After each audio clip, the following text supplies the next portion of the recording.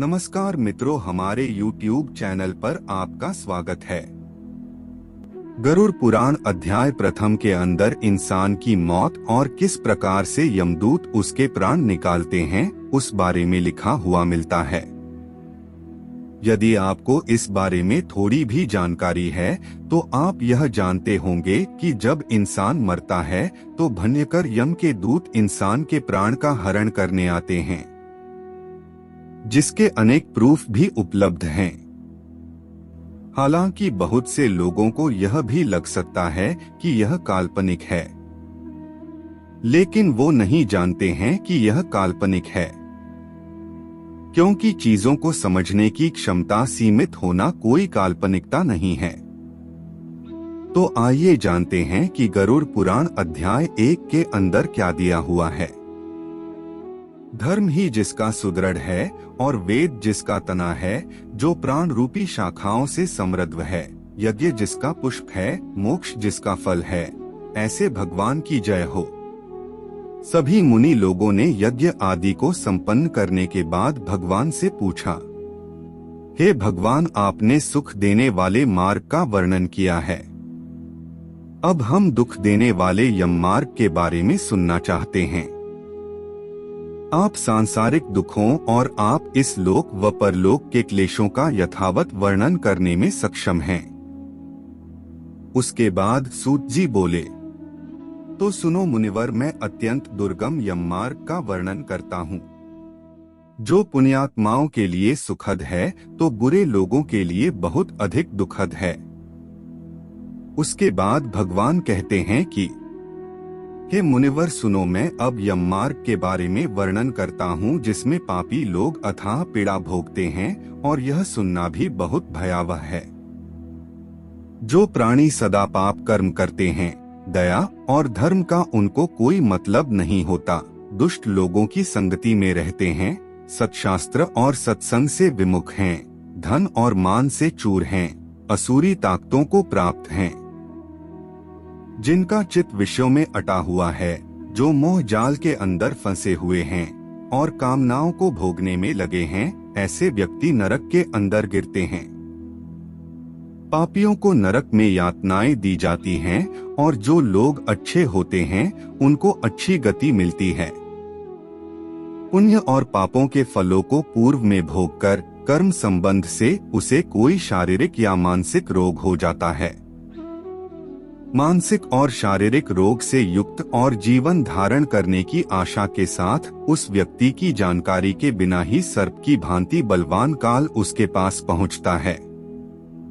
चिंतामग्न और स्वजनों से घिरा हुआ और सोया हुआ वह व्यक्ति काल के वशीभूत होने के कारण बुलाने पर भी नहीं बोल पाता है।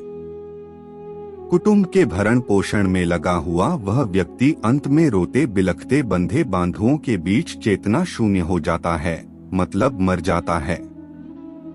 उस क्षण प्राणी को दिव्य दृष्टि प्राप्त हो जाती है और उसके बाद वह व्यक्ति लोक और परलोक को देखने लग जाता है, लेकिन कुछ भी कहना नहीं चाहता है।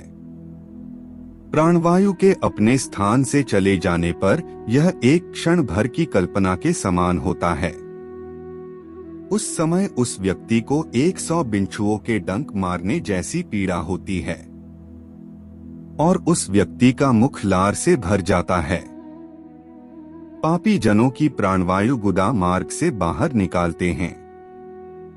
हाथों में तलवार धारण किए, नग्न दांतों को कटकटाते हुए, क्रोधपूर्ण नेत्रों वाले यम के दूत कौवे के समान काले होते हैं। उनके केश ऊपर की ओर उठे होते हैं, वे टेढ़े मुख वाले होते हैं।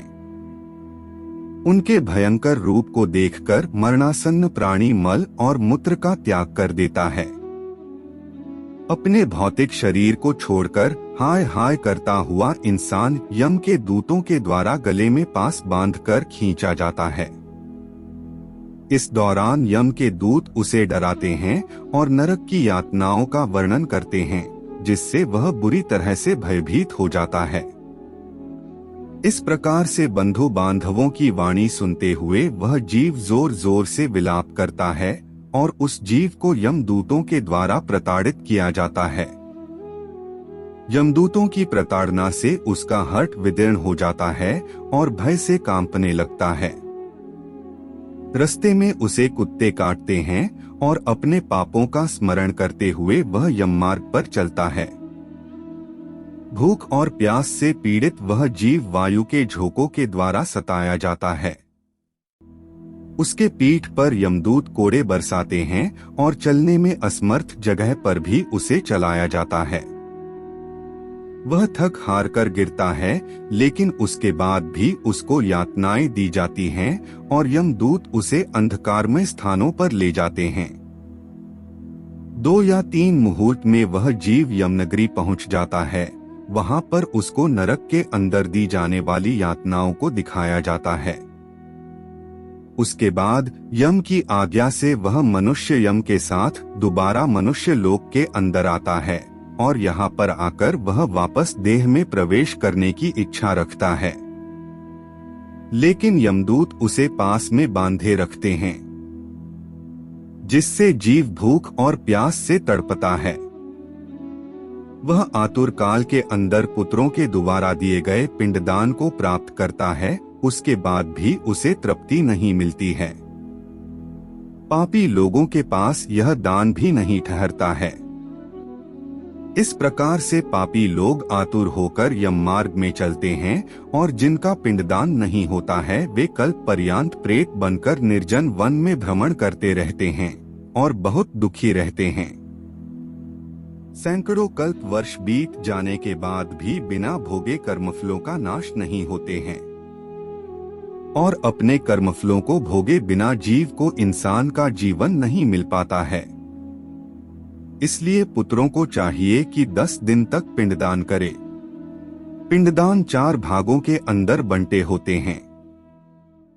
2 भाग तो प्रेत के देह की पुष्टि के लिए होते हैं, तीसरा भाग यमदूतों को मिलता है और चौथे भाग से जीव को आहार मिलता है। 9 रात दिन तक पिंडदान करने से प्रेत का शरीर बन जाता है और 10वें दिन पिंडदान करने से बल की प्राप्ति होती है। देह के जल जाने के बाद पिंडदान से दोबारा एक देह प्राप्त होती है, जिसकी वजह से प्रेत यम मार्ग के अंदर यातना भोगता हुआ चलता है। बाद में जीव इस देह को भी छोड़ देता है। पहले दिन पिंडदान से प्रेत का शरीर बनता है, दूसरे पिंडदान से गर्दन बनती है, तीसरे पिंडदान से हृदय बनता है, चौथे पिंडदान से पीठ, 5वें से नाभि बनती है, 6ठे और 7वें से कमर और गुदा पैदा होते हैं, 8वें पिंडदान से जांघें बनती है, 9वें से घुटने पैदा होते हैं। इस प्रकार से जीव की 10वें पिंडदान से भूख और प्यास जागृत हो जाती है।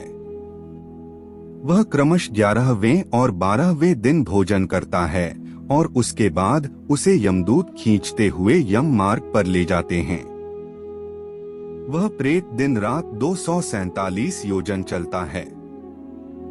इस दौरान वह मार्ग में आने वाले वह 16 पुरों को पार करके यमराज के यहाँ पर पहुँचता है।